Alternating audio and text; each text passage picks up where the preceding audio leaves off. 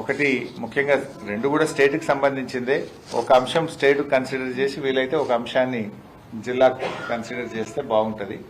రెండు భాగాలుగా press meet నిర్వహిస్తూ ఉన్నాం.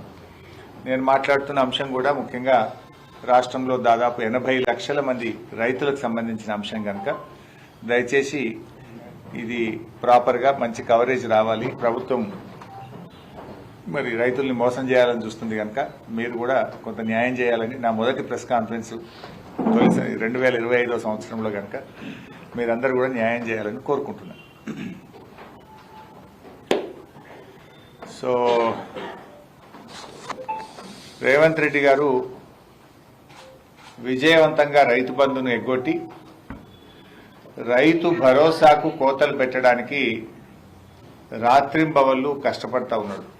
ఎటైట రైతు బంధుకు రైతు భరోసాకు కోతలు పెట్టచ్చు అని పాపం వ్యవసాయ మంత్రి, ఆర్థిక మంత్రి, ముఖ్యమంత్రి అందరూ ఈ రైతు భరోసాకు కోతలు పెట్టడానికి కుస్తీలు పడుతున్నారు. గతంలో ఇదే రేవంత్ రెడ్డి గారు రైతు బంధు ఏడాదికి 3 సార్లు ఎందుకు ఇవ్వకూడదు అని ప్రతిపక్షంలో ఉన్నప్పుడు మాట్లాడారు.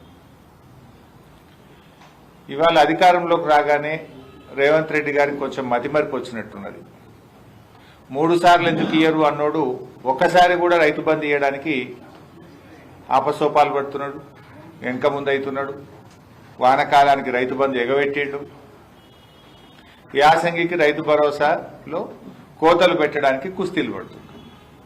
అప్పుడేమో 3 పంటలకు రైతు బంధు ఇవ్వాలన్నాడు, వానకాలం ఎగబెడితివి, యాసంగికి కోతలకు సిద్ధం చేస్తేవి. అంటే రేవంత్ రెడ్డికి మతిమరుపు అనుకోవాలన్నా, రేవంత్ రెడ్డి గారు ప్రతిపక్షంలో ఉంటే ఒక మాట, అధికారంలోకి వస్తే ఇంకొక మాట, అంటే 2 నాలుకల ధోరణి. ప్రతిపక్షంలో ఉన్నప్పుడేమో నాలుకకు నరం లేదు, ఏదైనా అడుగుతాడు. అధికారంలోకి వస్తే తాను చెప్పిన మాటలు తానే మర్చిపోతాడు. ఇప్పటికే రేవంత్ రెడ్డి గారు రుణమాఫీకి షరతులు పెట్టి, ఎవరు రాబాయ్ ఎంత డిస్టర్బ్ చేయకుండా అంటే కూడా గదే పని చేస్తారేం రాబాయ్, బయట పోయి ఊకే సతాయిస్తారు. రుణమాఫీకి షరతులు పెట్టి రేవంత్ రెడ్డి గారు చాలా మంది రైతులకు రుణమాఫీ ఎగ్గొట్టిండు. ఇలా రాష్ట్రంలో సగం మందికి కూడా రుణమాఫీ కాలేదు. ఇప్పుడు మళ్ళీ రైతు భరోసాకు కోతలు పెట్టే ప్రయత్నం చేస్తున్నాడు. ప్రభుత్వం దగ్గర అన్ని రికార్డులు ఉన్నాయి. ఇప్పటికే కేసీఆర్ గారు ప్రభుత్వం దగ్గర ఉన్నటువంటి రికార్డులతోని 11 విడతల్లో 73,000 కోట్ల రూపాయల రైతు బంధునిచ్చి చూపించిండు కేసీఆర్ గారు. కానీ రేవంత్ రెడ్డి గారు ఏమంటున్నారు, ఇప్పుడు మళ్ళీ రైతు భరోసాకు దరఖాస్తులు పెట్టమంటాడట. ఆ దరఖాస్తులు కూడా ఎట్లా పెట్టమంటాడట, నేను ఇస్తున్న సమాచారం అంతా కరెక్టు, ఎలాంటి తప్పుడు సమాచారం ఇచ్చినా, తప్పుడు లెక్కలు తేలినా మీరు తీసుకోబోయే చర్యలకు నేను శిక్షార్హుణ్ణి అని రైతులట సెల్ఫ్ డిక్లరేషన్ ఇవ్వాలని రేవంత్ రెడ్డి గారు షరతులు పెడుతున్నాడు. దరఖాస్తులు పెట్టమని చెప్పి రైతుల్ని కోరుతున్నాడు. ఇది రైతుల్ని అవమానపరచడం కాదా? దేశానికి అన్నం పెట్టేటువంటి రైతు ఎండనక వాననక 6 గాలం కష్టపడి ఇలా వ్యవసాయం చేసి అందరికీ అన్నం పెట్టే రైతుకు షరతులు పెడతా ఉన్నారు. బడాబాబులకు, పారిశ్రామికవేత్తలకు, కంపెనీలకేమో ఏ షరతులు లేవు, 1000 కోట్ల అప్పులు మాఫీ చేస్తున్నారు. రైతులకు వచ్చేసరికి షరతులు అడ్డం వస్తున్నాయి. మీకు రైతులకు బేడీలు వేసి అవమానపరిచినటువంటి రేవంత్ రెడ్డి ప్రభుత్వం ఇవాళ రైతు భరోసా విషయంలో కూడా రైతుల్ని నేరస్తుల్లా భావించడం ఇది చాలా దారుణమైనటువంటి విషయం. మీ దగ్గర అన్ని వివరాలు ఉన్నాయి కదా, మీ వ్యవసాయ శాఖ అధికారులు ఉన్నారు కదా, వ్యవసాయ శాఖ అధికారులు పోయి చూసుకోమనండి. ఎందుకు ఇలా రైతుల్ని మీరు ఒక దోషిలాగా నిలబెట్టే ప్రయత్నం ఎందుకు చేస్తున్నారు? ఎందుకు రైతులను దరఖాస్తుల పేరు మీద అవమానపరిచే ప్రయత్నం చేస్తున్నారు? అన్నదాతలంటే అంత అలుసెందుకు అని నేను రేవంత్ రెడ్డి గారిని అడుగుతా ఉన్నాను. అంటే మీరు మళ్ళీ రైతులను కార్యాలయాల చుట్టూ తిప్పే ప్రయత్నం, కాంగ్రెస్ నాయకుల చుట్టూ తిప్పే ప్రయత్నం, పైరవకారుల చుట్టూ తిప్పే ప్రయత్నానికి మీరు పాల్పడతా ఉన్నారు. అంటే రైతులు మళ్ళీ పైరవకారుల చుట్టూ, కాంగ్రెస్ నేతల ఇండ్ల చుట్టూ, కార్యాలయాల చుట్టూ తిరగాలనా? కేసీఆర్ గారు ఉండగా కడుపులో సల్లగదలకుండా, ఏ దరఖాస్తు లేకుండా, రైతు ఇంట్లో నుంచి కాలు బయట పెట్టకుండా, వానకాలం వచ్చిందన్నా, యాసంగి పంట వచ్చిందన్నా టింగు టింగున ఫోన్లు మోగినాయి, బ్యాంక్ అకౌంట్లలో డబ్బులు పడ్డాయి. కానీ ఇలా రేవంత్ రెడ్డి ఏం చేస్తుండు? దరఖాస్తులు పెట్టుండి, కార్యాలయాల చుట్టూ తిరగండి, కాంగ్రెస్ నాయకుల ఇండ్ల చుట్టూ తిరగండి, పైరవకారుల చుట్టూ తిరగండి. ఇదేనా రైతులకు మీ పట్ల మీకుండే ప్రేమ? ఇది చాలా దుర్మార్గమైనటువంటి విషయం. అందుకే బీఆర్ఎస్ పార్టీ కేసీఆర్ ప్రభుత్వం గతంలో ఇచ్చిన విధంగా రైతులందరికీ రైతు భరోసా ఇవ్వాలని చెప్పి డిమాండ్ చేస్తుంది. ఆ రోజు ఎన్నికల సమయంలో మీరేం చెప్పారు? ఇప్పుడైతే 10,000, మేమొస్తే 15,000 అన్నారు. మేనిఫెస్టోలో పెట్టారు. వరంగల్ రైతు డిక్లరేషన్ లో చెప్పారు. చెప్పిన విధంగా ఈ వానకాలం పైసలు, యాసంగి పైసలు కలిపి ఎకరానికి 15,000 రూపాయలు ఇవ్వాలని చెప్పి మేము బీఆర్ఎస్ పార్టీ పక్షాన్ని డిమాండ్ చేస్తా ఉన్నాం. ముఖ్యంగా కొన్ని వార్తలు వస్తా ఉన్నాయి. ప్రభుత్వమే లీకులు ఇస్తుంది. 10 ఎకరాలకు ఇస్తాం, ఒక పంటకే ఇస్తాం, సాగు చేసే భూమికే ఇస్తాం అని లీకులు ఇస్తున్నారు. ఇవాళ ముఖ్యంగా మనం సంగారెడ్డి జిల్లాలో ఉన్నాం. ఈ జిల్లాలో మెజార్టీగా పండే పంట పత్తి పంట. మా జైరాబాద్ లో పండ్ల తోటలు ఉంటాయి, చెరుకు తోటలు ఉంటాయి, పత్తి ఉంటుంది. నారాయణ ఖేడ్ అయినా, సంగారెడ్డి అయినా. ఇప్పుడు రేవంత్ రెడ్డి గారు ఏమంటున్నారంటే, ఆ ప్రభుత్వం చెప్తున్నటువంటి లీకులు ఎట్లా ఉన్నాయంటే, పత్తి సాగు చేసే రైతులకు ఒక్కసారి డబ్బులు ఇస్తారట. పత్తి అనేది 7 నెలల పంట, 8 నెలల పంట. అంటే 7 నెలల పంటకు, 8 నెలల పంటకు రెండవ పంట జనరల్ గా సాగు చేసే అవకాశం ఉండదు. వాళ్ళకు ఒకటేసారి డబ్బులు ఇస్తామంటున్నారు. చెరుకు పంట అది సంవత్సరం పంట, ఒకేసారి డబ్బులు ఇస్తారట. పసుపుకు ఒకేసారి ఇస్తారట, అల్లంకు ఒకేసారి ఇస్తారట. అంటే దీన్ని బట్టి రైతులు నష్టపోతారు. ముఖ్యంగా పండ్ల తోటలు, ఆయిల్, పామాయిల్ కానీ ఇవన్నీ పంటలకు కూడా ఒకేసారి డబ్బులు ఇస్తామంటే ఇది రైతు నోట్లో మట్టి కొట్టడమే. ఇవాళ మన రాష్ట్రంలో 1,50,00,000 ఎకరాలు వానకాలంలో సాగైతుంది. యాసంగికి వచ్చేవరకు ఏమైతుంది? 50,00,000 ఎకరాల్లో పత్తి సాగు చేసేటువంటి రైతులు యాసంగిలో పంట వేయరు. ముఖ్యంగా పత్తి ఎక్కడ సాగు చేస్తారు? ఆదిలాబాద్ జిల్లా, సంగారెడ్డి జిల్లా, కొంత పార్ట్ ఆఫ్ నల్లగొండ, ఖమ్మం జిల్లా, ఇట్లాంటి జిల్లాల్లో పత్తి సాగు ఎక్కువగా ఉంటుంది. పత్తి సాగు చేసే రైతులంతా కూడా చిన్న సన్నకారు రైతులే. ముఖ్యంగా గిరిజన దళిత రైతులే. ముఖ్యంగా ఖమ్మం, ఆదిలాబాద్ లో ఉండే గిరిజన రైతులే పత్తి సాగు చేస్తారు. దళిత రైతులే ఎక్కువగా సాగు చేస్తారు. సాగునీటి సౌకర్యం లేని రైతులే పత్తి సాగు చేస్తారు. అంటే కాంగ్రెస్ పార్టీ 50,00,000 ఎకరాల్లో పత్తి పండిస్తున్న దళిత గిరిజన రైతుల నోట్లో మట్టి కొట్టే ప్రయత్నం చేస్తున్నది. నువ్వు పత్తి సాగు చేసినావు కదా, నీకు ఒక్క వానకాలమే ఇస్తాం, ఇక యాసంగికి నీకు ఎగబెడతా అని చెప్పదలుచుకున్నది కాంగ్రెస్ పార్టీ. అదేవిధంగా చెరుకుకు పెట్టుబడి ఎక్కువ, పసుపుకు పెట్టుబడి ఎక్కువ, పండ్ల తోటలకు పెట్టుబడి ఎక్కువ. మరి వాళ్ళకు కూడా ఒకసారి ఇస్తా అంటే ఎట్లా? చెరుకుకు నార్మల్ గా ఇతర పంటల కంటే పెట్టుబడి 2 అంతలు ఉంటుంది. ఇవాళ 1,00,000 ఎకరాల్లో చెరుకు పంట పండుతుంది మన రాష్ట్రంలో. 1,00,000 ఎకరాల్లో పసుపు పంట పండుతుంది మన రాష్ట్రంలో. 10 లక్షల ఎకరాల్లో మామిడి తోటలు, ఆయిల్ పామ్ తోటలు, ఇతర పండ్ల తోటలు, ఒక 10 లక్షల ఎకరాల్లో వివిధ రకాల తోటలు ఉంటాయి. ఇలా కంది దాదాపు 10 లక్షల ఎకరాల్లో తెలంగాణలో కంది సాగైతుంది. కంది కూడా సింగిల్ క్రాప్, 8 నెలలు 9 నెలలు పడుతుంది.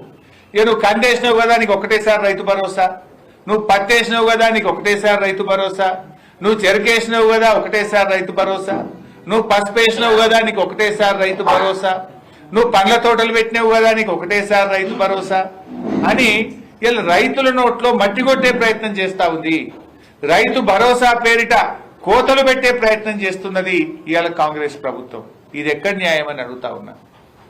ముఖ్యంగా ఈ పత్తి కానీ కంది కానీ హార్టికల్చర్ పండించే రైతులు దళిత గిరిజన రైతులు ఎక్కువ ఉంటారు. రాళ్ళు రప్పలకి ఏమని మాట్లాడుతున్నారు. ఎవరుంటారు? కొండలు గుట్టల్లో సాగు చేసేటోళ్ళు ఎవరు? పోడు భూముల సాగు చేసేటోళ్ళు ఎవరు? కొండలు గుట్టల్లో పోడు భూములు సాగు చేసే రైతులు గిరిజన రైతులు. అంటే మీ టార్గెట్ ఏంది? గిరిజన రైతులు అంటే మీకు గిట్టదా? గిరిజన రైతులకు రైతు భరోసా ఎగ్గొడదామనుకుంటున్నారా? మీ ఉద్దేశం ఏంది అని మేము అడుగుతా ఉన్నాం. అన్నీ ఆలోచించిన కేసీఆర్ గారు రైతుల ఆత్మగౌరవాన్ని కాపాడాలి, రైతులు పెట్టేవాళ్ళు కానీ అడుక్కునే వాళ్ళు కాదు అన్నది కేసీఆర్ సిద్ధాంతం.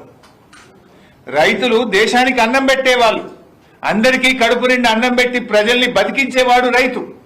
అందరికీ పెట్టే రైతును ఇలా కేసీఆర్ ఆత్మగౌరవం పెంచి రైతు యొక్క విలువను, రైతు గౌరవాన్ని కేసీఆర్ పెంచే ప్రయత్నం చేసిండు. కానీ కాంగ్రెస్ పార్టీ ఏం చేస్తుంది? రైతును అడుక్కునేవాడిగా చిత్రీకరించే ప్రయత్నం చేస్తుంది. రైతులు దరఖాస్తులు పెట్టండి, కార్యాలయాల చుట్టూ తిరగండి, పైరేవు కార్ల చుట్టూ తిరగండి అనే విధంగా రైతుల ఉసురు పోసే ప్రయత్నం చేస్తుంది. అందరికీ అన్నం పెట్టే రైతును అడుక్కునేవాడిగా మార్చకండి. మీ దగ్గర అన్ని వివరాలు ఉన్నాయి, అన్ని పంటలకు ఇవ్వండి. ఇలా దీర్ఘకాలిక పంటలుంటాయి, వర్షాధారిత పంటలుంటాయి, వారికి అన్యాయం చేయొద్దు. ఇప్పటికే పత్తి రైతులు చాలా ఇబ్బందుల్లో ఉన్నారు. ఈసారి అకాల వర్షాల వల్ల పత్తి దిగుబడి తగ్గింది. పత్తి రైతులకు పెట్టుబడి ఎక్కువ, ఆదాయం తక్కువ, అవకాశాలు లేక వర్షాధారితంగా గిరిజన దళిత రైతులే, ఎక్కువగా బీసీ రైతులే పత్తి పండిస్తారు. ఇవాళ నువ్వు ఆ రైతులకు అన్యాయం చేసే ప్రయత్నం చేస్తున్నావు. ఇవాళ ఎల్లుండి 4వ తారీఖు కేబినెట్ మీటింగ్ లో డిసైడ్ చేస్తామని లీకులు ఇస్తా ఉన్నారు. ఒకవేళ పత్తి రైతులకు కానీ, కంది రైతులకు కానీ, హార్టికల్చర్ రైతులకు కానీ మీరు అన్యాయం చేస్తే తస్మాత్ జాగ్రత్త అని చెప్పి హెచ్చరిస్తా ఉన్నాం. రైతు లోకం తిరగబడుతుంది అని చెప్పి హెచ్చరిస్తా ఉన్నాం. జరిగే పర్యవసానాలకు ప్రభుత్వం బాధ్యత వహించాల్సి వస్తుంది అని హెచ్చరిస్తా ఉన్నాం. ఆలోచించండి. ఇవాళ పంట ఒకటి కావచ్చు, కానీ దానికి పెట్టుబడి ఎక్కువ. కందులు దాదాపు 10 నెలల పంట, చెరుకు ఏడాది పంట, పసుపు ఏడాది పంట, పత్తి 6-7 నెలల పంట. దాని పెట్టుబడి ఎక్కువ.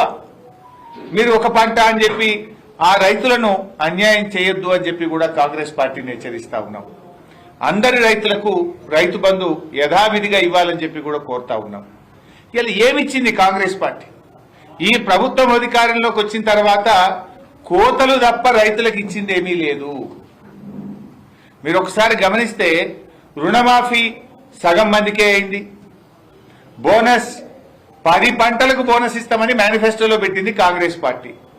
ఒక్క పంటకే బోనస్ అన్నారు. ఆ ఒక్క పంటలో కూడా దొడ్డుకి ఇయ్యం, సన్నాలకే ఇస్తామన్నారు. అంటే పంటలకు బోనస్ విషయంలో కాంగ్రెస్ ఇచ్చింది 5%. ఎందుకంటే 10 రకాల పంటలకు బోనస్ అని ఒక్క పంటకు బోనస్ ఇచ్చిండ్రు. ఆ ఒక్క పంటలో కూడా దొడ్డు వడ్లకి ఇయ్యం, సన్నాలకే ఇస్తామన్నారు. అంటే 5%. రైతు భరోసా వానకాలం ఎగ్గొట్టిండ్రు, యాసంగిలో సగానికి సగం కోత పెట్టడానికి కుట్రలు చేస్తున్నారు.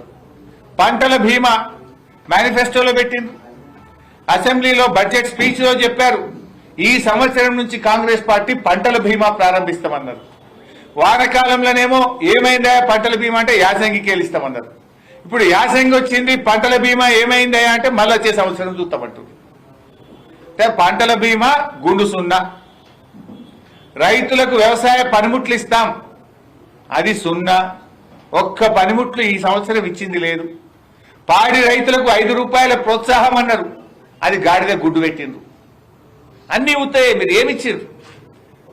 పాడి రైతులకు 5 రూపాయల ప్రోత్సాహం అని మేనిఫెస్టోలో పెట్టిరి, గాడిద గుడ్డు పెట్టిరి.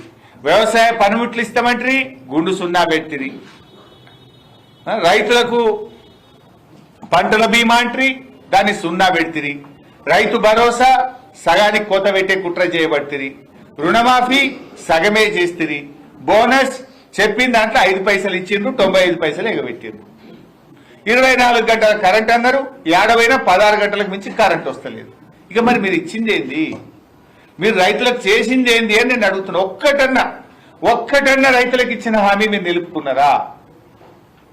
అరే 2 లక్షల మీద అప్పున్న వాళ్ళని ముఖ్యమంత్రి ఏమన్నాడు? పోన్రి బ్యాంకులలో జల్దీ కట్టురు మీకు ఎత్తామన్నాడు.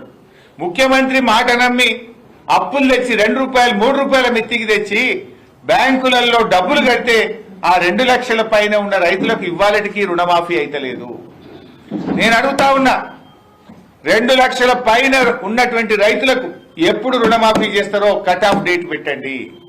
ముఖ్యమంత్రి గారు నీ మాట నమ్మి మిత్తికి తెచ్చి బ్యాంకులలో 2 లక్షల పైన ఉన్న డబ్బు కడితే ఇవాళకి ఒక్క రైతుకు కూడా రుణమాఫీ కాలేదు.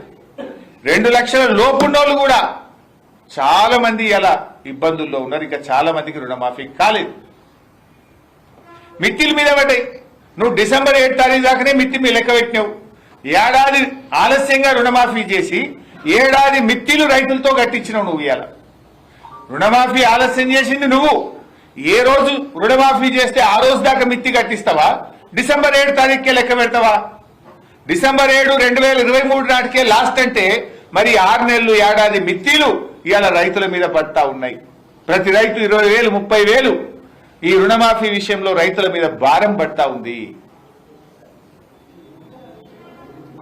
ఇలా 2 లక్షల లోపు కూడా రేషన్ కార్డు నిబంధన పెట్టి, కుటుంబం నిబంధన పెట్టి, కుటుంబంలో ఒక్కరికనే నిబంధన పెట్టి ఇవాళ రుణమాఫీలో కూడా సగానికి సగం రేవంత్ రెడ్డి కోతలు పెట్టిండు. ఇలా ఈ రైతుల పట్ల కాంగ్రెస్ పార్టీ వైఖరిని మేము తీవ్రంగా ఖండిస్తా ఉన్నాం. అందరికీ అన్నం పెట్టే రైతన్నను అడుక్కునేవాడిగా మార్చొద్దు. రైతు ఎప్పుడు పై చేయి ఉండాలి, రైతు ఇచ్చేవాడికి ఉండాలి. కానీ రైతును మీరు దరఖాస్తులు పెట్టించి దరఖాస్తులో తెలుసో తెలియకో తప్పులుంటే మేము చర్యలు తీసుకుంటాం, ప్రభుత్వం తీసుకునే చర్యలకు నేను శిక్షార్హుణ్ణి అని చెప్పి మీరు తీసుకునేటువంటి ప్రయత్నాలు మానండి అని చెప్పి బీఆర్ఎస్ పార్టీ హెచ్చరిస్తా ఉంది. మీ దగ్గర డేటా ఉంది, ఇదేం కొత్త స్కీమ్ కాదు, నువ్వేం కొత్తగా ఇస్తలేవు. 11 సార్లు కేసీఆర్ ఇచ్చిండు కదా, అదే పద్ధతిలో 5,000కు బదులు 7,500 ఇస్తాను నువ్వు నమ్మించినావు. నమ్మించి గడ్డనెక్కినావు. మరి గడ్డనెక్కిన తర్వాత నీవు ఇచ్చిన వాగ్దానాన్ని అమలుపరచు. బాండ్ పేపర్ల మీద రాసిచ్చినావు కదా 7,500 ఇస్తాను. వెంటనే వానకాలం యాసంగి పైసలు 15,000 రూపాయలు విడుదల చేయాలని చెప్పి కూడా ఈరోజు బీఆర్ఎస్ పార్టీ డిమాండ్ చేస్తుంది. అదేవిధంగా వ్యవసాయ కూలీలు, ఇప్పుడు వ్యవసాయ కూలీలకు 28వ తారీఖు నాడే డబ్బులు ఇస్తా అని ఉప ముఖ్యమంత్రి గారు స్టేట్మెంట్ ఇచ్చారు. మరి డిసెంబర్ 28 పోయింది, జనవరి 1వ తారీఖు వచ్చింది, మాట తప్పిండ్రు. ఎందుకు లేట్ అయిందని తెలుసుకుంటే దాంట్లో కూడా ఎట్లా వడబోత చేయొచ్చని బాగా కష్టపడి పనిచేస్తుండట, ఏది వేస్తారట. వ్యవసాయ కూలీలను తగ్గించడానికి, తక్కువ మందికి ఇవ్వడానికి ఇలా ఏరువేతకు బాగా కష్టపడుతున్నారట సెక్రటరియట్లో. ఈ రాష్ట్రంలో 54 లక్షల ఉపాధి హామీ కార్డులున్నాయి. 54 లక్షల ఉపాధి హామీ కార్డులున్నాయి. దీని కింద 1,04,00,000 మంది కూలీలు పనిచేస్తున్నారు. అంటే భార్య భర్త కావచ్చు, తండ్రి కొడుకు కావచ్చు, ఒక కార్డు మీద కుటుంబానికి ఒక కార్డు ఉంటుంది. 54 లక్షల ఉపాధి హామీ కార్డులు, 1,04,00,000 మంది కూలీలు పనిచేస్తా ఉన్నారు. అంటే మరి ఉపాధి హామీలో పనికి పోతున్నారంటే ఎవరు పోతారు? బతుకుదెరువు లేనటువంటి వాళ్ళు. కూలీ కనుకనే కూలి పనికి పోతారు. మరి అక్కడ మళ్ళీ ఏరువేత ఎందుకు? ఇప్పుడు అక్కడ ఏందట, నీకేమైనా భూమి ఉన్నదా అని చూస్తారట. గుంట ఉన్నదా, 5 గుంటలు ఉన్నదా, 3 గుంటలు ఉన్నదా, 2 గుంటలు ఉన్నదా, అర్ధెకరం ఉన్నదా, పావు ఎకరం ఉన్నదా? పావు ఎకరంలో పంట వండుతుందా? వాళ్ళు బతుకుతారా? కొన్ని రాళ్ల భూములు ఉంటాయి, కొన్ని గుట్టల భూములు ఉంటాయి, ప్రభుత్వం ఇచ్చిన అసైన్డ్ భూములు ఉంటాయి, సాగునీటి సౌకర్యం ఉండదు, కరెంటు సౌకర్యం ఉండదు, రూపాయి పంట పంటది, పేరుకు మాత్రం 5 గుంటలో 10 గుంటలో ఉంటుంది. వాళ్ళను కూడా ఏది వేస్తా, ఇంటికి ఒకరికే ఇస్తా, నువ్వు రోజు కూలికి పోతేనే ఇస్తా, 100 పని దినాలు పూర్తి చేస్తేనే ఇస్తా, లేదు 50 పని దినాలు పూర్తి చేస్తేనే ఇస్తా అని కోతలు పెట్టి వ్యవసాయ కూలీలకు ఇస్తామన్న 12,000 కూడా ఎగబెట్టే కుట్ర చేస్తా ఉన్నారు. ఇది అన్యాయం కదా. ఒక కుటుంబానికి ఉన్నదే 100 పని దినాలు, నువ్వు కోతలు పెట్టే ప్రయత్నం చేయొద్దు. ఉపాధి హామీ మట్టి పనికి పోయే వాళ్ళు ఎవరు పోతారు? గడపార పట్టుకొని పార పట్టుకొని పొద్దుగాల 6 గంటలకు లేచి మట్టి పనికి పోయేవాడు కూలి కాకపోతే ఏంటి? ఆ కూలికి కూడా వడబోతలా? ఆ కూలికి కూడా పరీక్షలా? ఆ కూలీలను కూడా అవమానపరుస్తారా? కూలికి కూడా వెలగడతారా? కూలీలను కూడా ఇంకా మీరు రకరకాల దాంతో ఏరి వేస్తారా? ఇది ఏం పద్ధతి అని మేము అడుగుతా ఉన్నాం.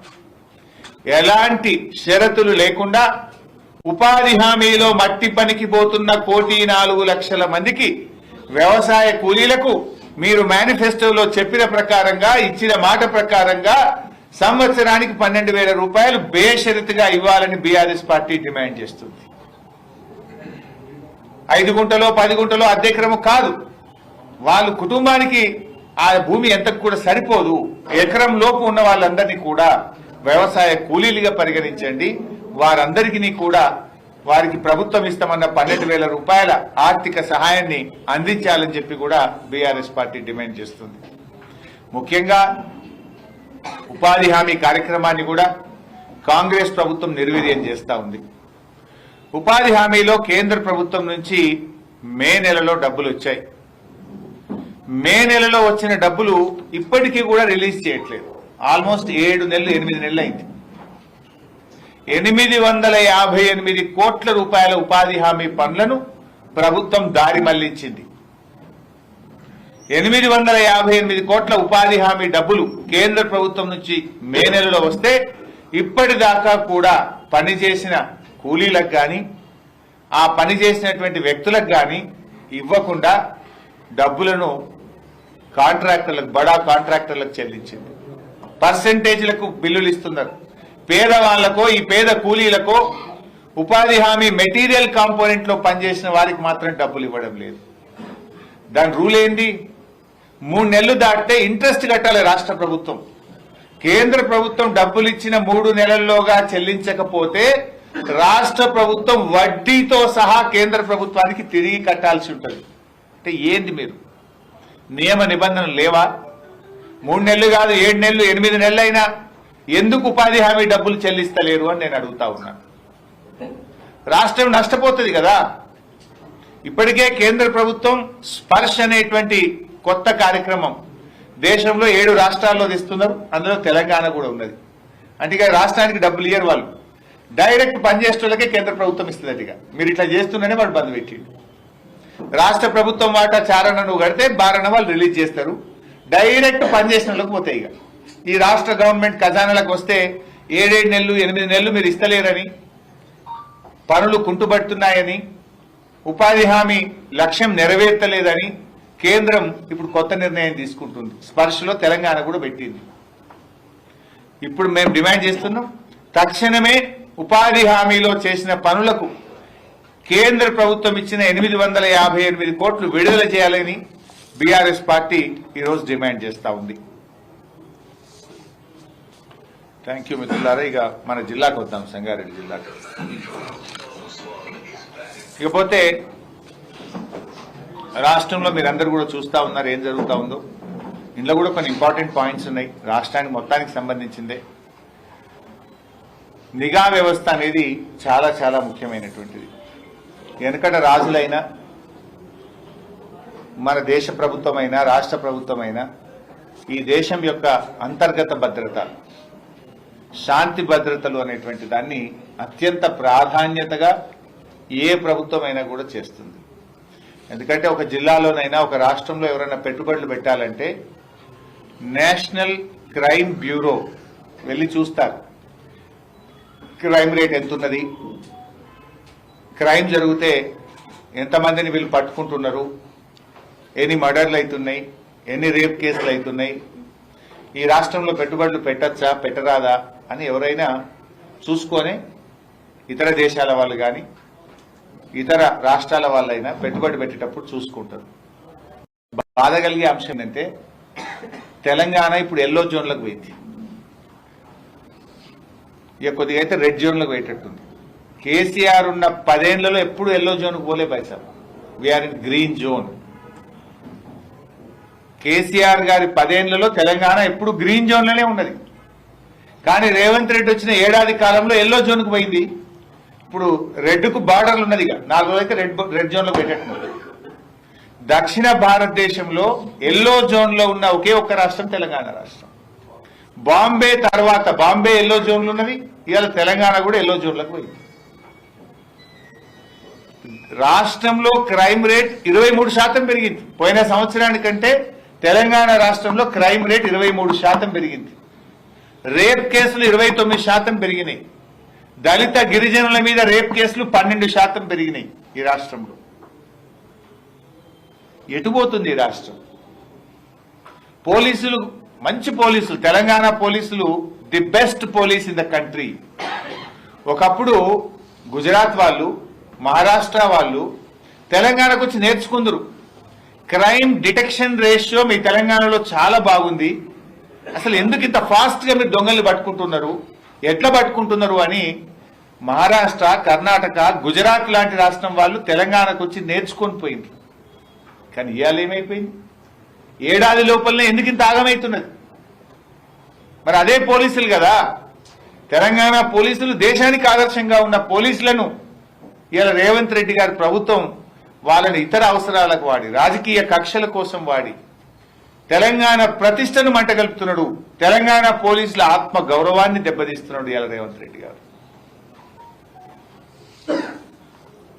అసలు చాలా మంచి మంచి సాఫ్ట్వేర్ ఉండేది మన దగ్గర. హ్యాక్ ఐ, ఎవరైనా మహిళలు ఇంట్లో నుంచి బయటకు పోతే హ్యాక్ ఐలో రిజిస్టర్ చేసుకొని పోతే సేఫ్ గా ఆమె మళ్ళా ఇంటికి చేరేదాకా పోలీసులు మానిటర్ చేసేవాళ్ళు. 23 లక్షల మంది మహిళలు హ్యాక్ ఐలో రిజిస్ట్రేషన్ చేసుకున్నారు. ఇలా హ్యాక్ ఐ అనేది బంద్ అయిపోయింది రాష్ట్రంలో. ఈ పెట్టి అనే ఈ పెట్టి కేసెస్ అనే సాఫ్ట్వేర్ ఉండేది, అది కూడా బంద్ అయిపోయింది. అరే కొత్తవి పెడతారా, ఇంకిన్ని మంచివి తీసుకొస్తారా? ఉన్న సాఫ్ట్వేర్ని ఎవరైనా బంద్ చేసుకుంటారా? ఈ పెట్టి కేసు బంద్ అయిపోయింది, హ్యాక్ అయి బంద్ అయిపోయింది. అంటే రాష్ట్రంలో ఈరోజు పెట్రోలింగ్ వ్యవస్థ పూర్తిగా దెబ్బతిన్నది. డయల్ 100 కూడా చాలా దారుణంగా ఫెయిల్ అయిపోయింది. బీఆర్ఎస్ ప్రభుత్వం ఉన్నప్పుడు డయల్ 100కి ఎవరైనా ఫోన్ చేస్తే 3 నుంచి 5 నిమిషాల్లో పోలీసులు అక్కడికి చేరుకునేవారు. ఇవాళ డయల్ 100కి ఎవరైనా ఫోన్ చేస్తే దాదాపు 7-8 నిమిషాలు, 10 నిమిషాలు పడుతుంది. మరి అప్పుడు 3 నిమిషాలకు 5 నిమిషాలకు వచ్చింది ఎట్లా? ఇప్పుడు 7 నుంచి 10 నిమిషాలు అయింది ఎట్లా? ఏమైంది? ప్రభుత్వం మారగానే మారుతుందా? అంటే అక్కడ టెక్నాలజీని సరిగా వాడతలేరు, అక్కడ స్టాఫ్ను తగ్గించారు, నిర్లక్ష్యం అవుతా ఉంది. ఆ రింగ్ టోన్ ఏందో పెట్టిన కొత్తగా 40 సెకండ్లు ఆ రింగ్ టోనే నడుస్తుంది. యాక్చువల్ డయల్ 100 చేసినప్పుడు ఒక్కొక్క సెకండ్ ముఖ్యం. ఒక్కొక్క 5 సెకండ్లలోనే అక్కడ ప్రాణాలు పోతుంటాయి. 5 సెకండ్లలోనే ఒక ప్రాణాన్ని కాపాడే అవకాశం ఉంటుంది. డయల్ 100 పనితీరు రేవంత్ రెడ్డి ప్రభుత్వంలో దారుణంగా పడిపోయింది. ఆనాడు 3 నుంచి 5 నిమిషాలు ఉంటే మరి ఈరోజు 5 నుంచి 7 నిమిషాలకు వచ్చింది. యాక్చువల్గా కేసీఆర్ గారు 9 సంవత్సరాల తన పాలనలో 15,000కు పైగా ఆధునిక ద్విచక్ర వాహనాల్ని కూడా ఆ రోజు కేసీఆర్ గారు అందించారు. పోలీస్ వాహనాలు కొత్త ఇన్నోవా కార్లు ఇప్పించారు. నెల పోలీస్ స్టేషన్ అలవెన్స్ ఇచ్చారు. అదేవిధంగా ఎంతో టెక్నాలజీని అందించారు. Police command control room Hyderabad లో కట్టారు. ఇప్పుడు రోజు రేవంత్ రెడ్డి ఆడనే కూర్చుంటుండు. కమాండ్ కంట్రోల్ రూమ్ కట్టిండ్రు. అంటే పోలీసుల ఆత్మగౌరవానికి భంగం వాటిల్లకుండా తలెత్తుకొని విధి నిర్వహణలో పోలీసులు ఉండే విధంగా కేసీఆర్ గారు పనిచేసింది. ట్రాఫిక్ పోలీసులకు 30% అధికంగా వేతనాలు కూడా ఇచ్చారు. టెక్నాలజీకి అవసరమైన నిధులు అందించారు.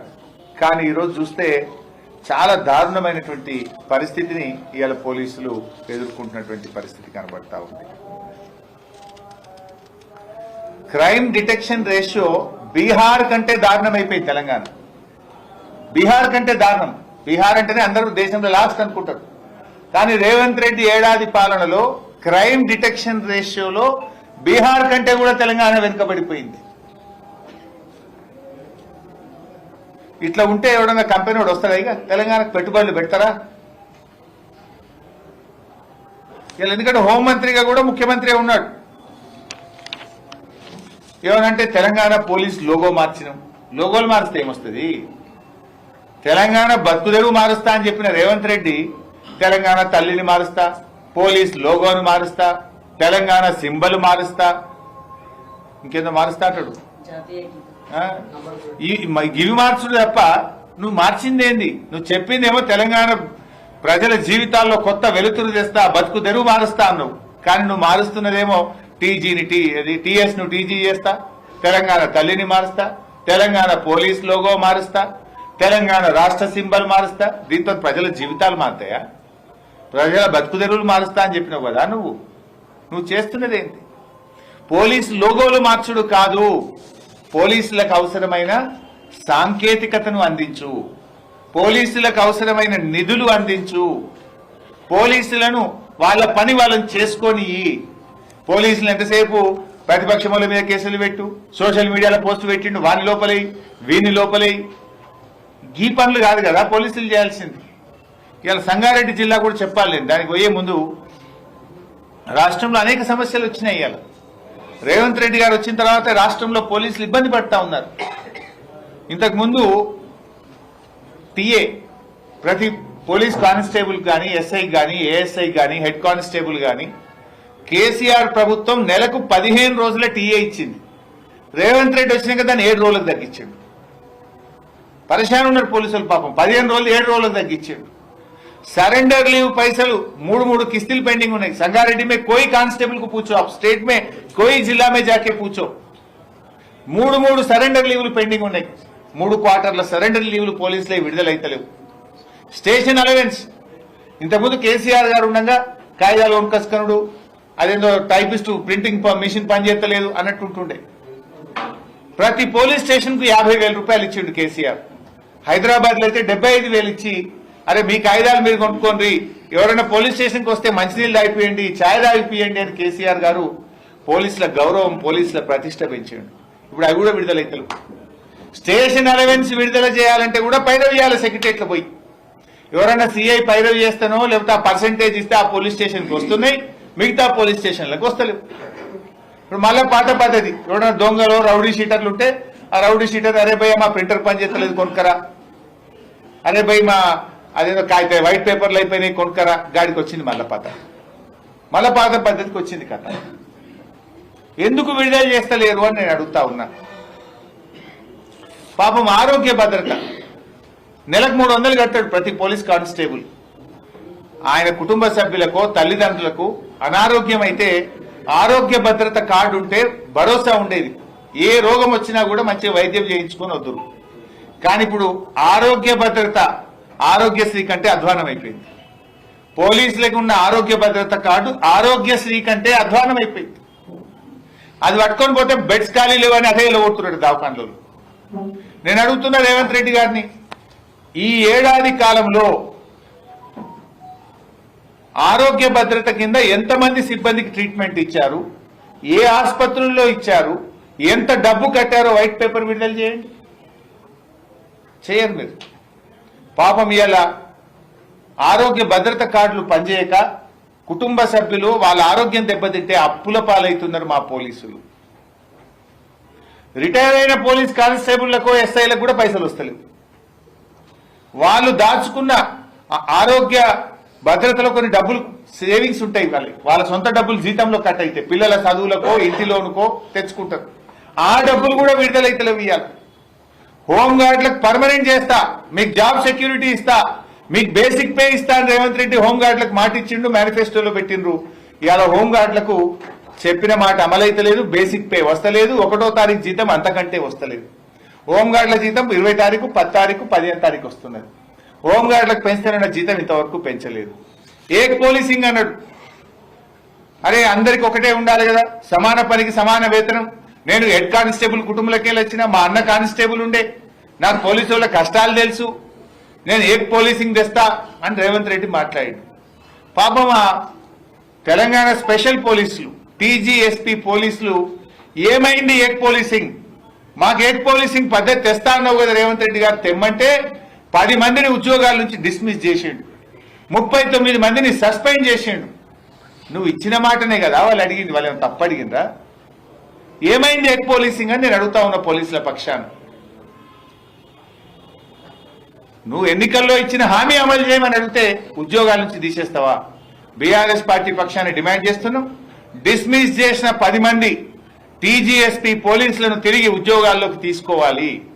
సస్పెండ్ చేసిన 39 మందిని వారిని తిరిగి ఉద్యోగాల్లోకి తీసుకోవాలని చెప్పి కూడా బీఆర్ఎస్ డిమాండ్ చేస్తుంది. పోలీసుల సరెండర్ లీవ్ డబ్బులు వెంటనే విడుదల చేయాలని డిమాండ్ చేస్తా ఉన్నాం. టీఏ బిల్లులు గతంలో కేసీఆర్ గారు ఇచ్చిన విధంగా 7 రోజులు కాదు 15 రోజుల వాళ్ళ టీఏ బిల్లులు చెల్లించాలని కూడా బీఆర్ఎస్ పార్టీ డిమాండ్ చేస్తుంది. ఆరోగ్య భద్రత డబ్బులు విడుదల చేయాలని కూడా ఈరోజు బీఆర్ఎస్ పార్టీ డిమాండ్ చేస్తుంది. రిటైర్ అయిన పోలీసులకు సంబంధించిన డబ్బులు కూడా వెంటనే విడుదల చేయాలని, హోంగార్డులకు ఇచ్చిన మాట ప్రకారంగా బేసిక్ పే వాళ్ళ జీతాలు పెంచాలని చెప్పి కూడా మేము డిమాండ్ చేస్తా ఉన్నాం. ఇక మన సంగారెడ్డి జిల్లా, ఇది కూడా ఒకసారి చూస్తే అర్థమవుతుంది. రాష్ట్రం అంతా గట్లే ఉంది, కాకపోతే మనం సంగారెడ్డి ప్రెస్ వాళ్ళం కనుక, సంగారెడ్డి ప్రజాప్రతినిధులం కనుక ఈ జిల్లా పరిస్థితి కూడా ఒకసారి మాట్లాడుకుందాం. బీఆర్ఎస్ ప్రభుత్వం ఉన్నప్పుడు 2022లో 6,429 కేసులు అయినాయి, 6,429. ఇప్పుడు 2024 అయిపోయింది కదా, మొన్న కాంగ్రెస్ గవర్నమెంట్. 2024లో ఎన్ని కేసులు అయినాయి అంటే 7,563, అంటే 1000 కేసులు పెరిగినాయి. రోజు రోజుకు టెక్నాలజీ పెరిగితే కేసులు తగ్గాలనా, కేసులు పెరుగుతాయా? 7,563 కేసులు అయినాయి. అంటే 2022 చూసినప్పుడు 24కు 1000కి పైగా సంగారెడ్డి జిల్లాలో కేసులు పెరిగినాయి. అంటే ఏమైంది, ఎందుకు పెరుగుతా ఉన్నాయి కేసులు? పోలీసులు అక్రమ కేసులు పెడుతుండ్రా? పోలీసుల మీద ఒత్తిడి పెట్టి ఈ కాంగ్రెస్ ప్రభుత్వం అనవసరంగా బీఆర్ఎస్ కార్యకర్తల మీద, సోషల్ మీడియా యాక్టివిస్టుల మీద కేసులు ఎక్కువ పెట్టిస్తున్నారా? నిఘా విభాగం పనిచేయడం లేదా? ఎస్బీ డిపార్ట్మెంట్ పనిచేయడం లేదా?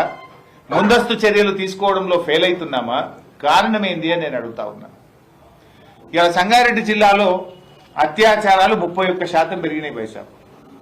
2022లో 70, 2023లో 100 మంది మహిళల మీద అత్యాచారం అయితే, కాంగ్రెస్ గవర్నమెంట్ వచ్చినాక 2024లో 131 అత్యాచారాలు ఈ జిల్లాలో జరిగినాయి. ఎందుకు పెరుగుతా ఉన్నాయి మహిళల మీద అఘాయిత్యాలు? ఎందుకు పెరుగుతా ఉన్నాయి మహిళల మీద అత్యాచారాలని నేను అడుగుతా ఉన్నా. దొంగతనాలు 52% పెరిగినాయి సంగారెడ్డి జిల్లాలో, 52%. ఇంత అన్యాయం ఇది. అప్పుడు గదే పోలీసులు, ఇప్పుడు గదే పోలీసులు కదా. కేసీఆర్ గవర్నమెంట్ లో తక్కువ ఎందుకు, కాంగ్రెస్ గవర్నమెంట్ లో ఎక్కువ ఎందుకు? దొంగతనాలు 2023లో 420 ఉంటే 2024లో 639 దొంగతనాలు జరిగినాయి సంగారెడ్డి జిల్లాలో. It is failure of this government. Home మినిస్టరే ముఖ్యమంత్రి, ముఖ్యమంత్రే హోమ్ మినిస్టర్ అంటే ఇది ముఖ్యమంత్రి యొక్క వైఫల్యము, రాష్ట్ర ప్రభుత్వం యొక్క వైఫల్యం తప్ప మా పోలీసుల వైఫల్యం కాదు. ఎందుకు? మరి ఇదే పోలీసులు కదా గతంలో మంచిగా పనిచేసింది, ఇదే పోలీసులు కదా దేశానికి ఆదర్శంగా ఉన్నారు. ఎందుకు పోలీస్ వ్యవస్థ ఫెయిల్ అవుతా ఉంది? అంటే నిఘా విభాగం చేయాల్సిన పని చేస్తలేదు, ఎస్బీ విభాగం చేయాల్సిన పని చేస్తలేదు. పోలీసులను వాళ్ళ పనిని వాళ్ళని చేయించుకోనియకపోవడం వల్ల, టెక్నాలజీ ఇవ్వకపోవడం వల్ల, నిధులు విడుదల కాకపోవడం వల్ల మన రాష్ట్ర పోలీస్ విభాగం దెబ్బతింటా ఉంది. దొంగతనాలు 52% పెరిగినాయి పైసా. ఇక దోపిడీలు అయితే 112% పెరిగినాయి, డబుల్ కంటే ఎక్కువ. 2022లో 9 దోపిడీలు, 2023లో 17 దోపిడీలు, 2024కు వస్తే సంగారెడ్డి జిల్లాలో 36 దోపిడీలు జరిగినాయి. 36, 112% పెరిగినాయి దోపిడీలు. అదేవిధంగా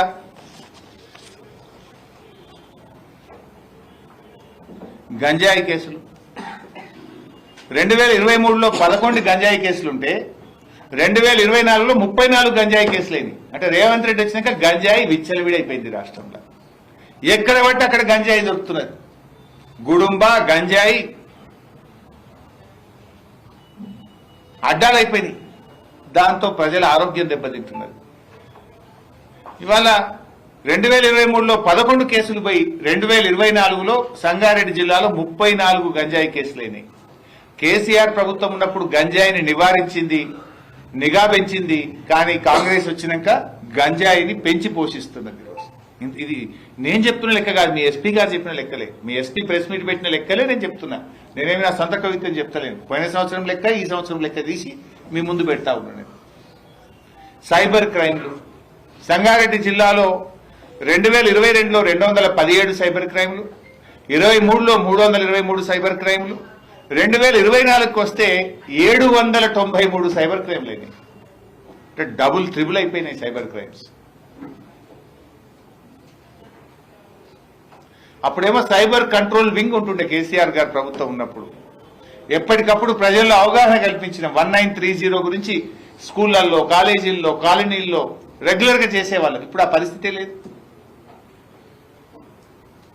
ఒక సంగారెడ్డి జిల్లాలో సైబర్ క్రైమ్స్ 400% పెరిగింది, 400 times. ఈ రకంగా రాష్ట్రంలో లా అండ్ ఆర్డర్ దెబ్బతిని ప్రజల ధన మాన ప్రాణాలకు రక్షణ లేకుండా పోయింది ఈరోజు ఈ రాష్ట్రంలో.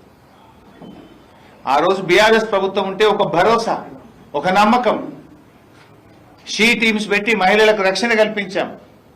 కానీ కాంగ్రెస్ ప్రభుత్వం వచ్చిన తర్వాత లా అండ్ ఆర్డర్లో పూర్తిగా ఫెయిల్ అయిపోయింది.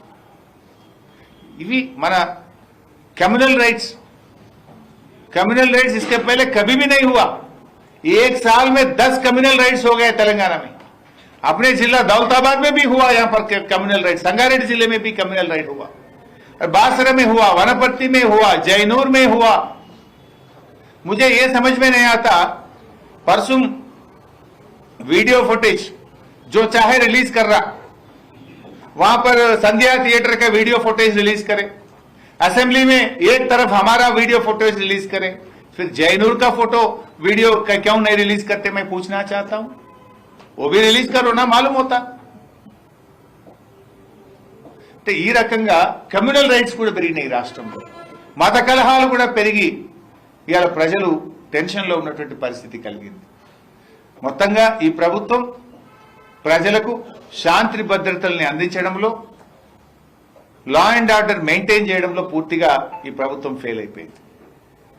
చివరగా నేను విజ్ఞప్తి చేసేది ఒక్కటే, రాష్ట్రంలో రైతుల పక్షాన రైతు భరోసాలో కోతలు పెట్టకండి. అర్థం చేసుకోండి, లోతైన విశ్లేషణ అవసరం. ఏ రకంగా రైతులకు కోతలు పెట్టాలని కాదు ఆలోచించాల్సింది, ఏ రకంగా రైతులకు మేలు చేయాలి, ఏ రకంగా రైతులకు సహాయపడాలన్నదే ప్రభుత్వం ఆలోచించాలి.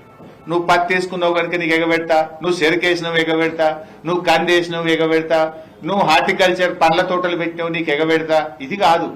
నీకు ఎట్లా అందిస్తా, రైతుని ఎట్లా నిలబెడతా, రైతు ఆత్మగౌరవాన్ని ఎట్లా పెంచుతా అని ప్రభుత్వం ఆలోచించాలి తప్ప రైతుకు ఎట్లా కోత పెడతా అని ఆలోచించకూడదు అని చెప్పి మేము విజ్ఞప్తి చేస్తా ఉన్నాం. రైతుల పక్షాన 2 లక్షల పైన ఉన్నటువంటి రైతులకు తక్షణమే ఇచ్చిన మాట ప్రకారంగా రుణమాఫీ పూర్తి చేయాలని, ఈ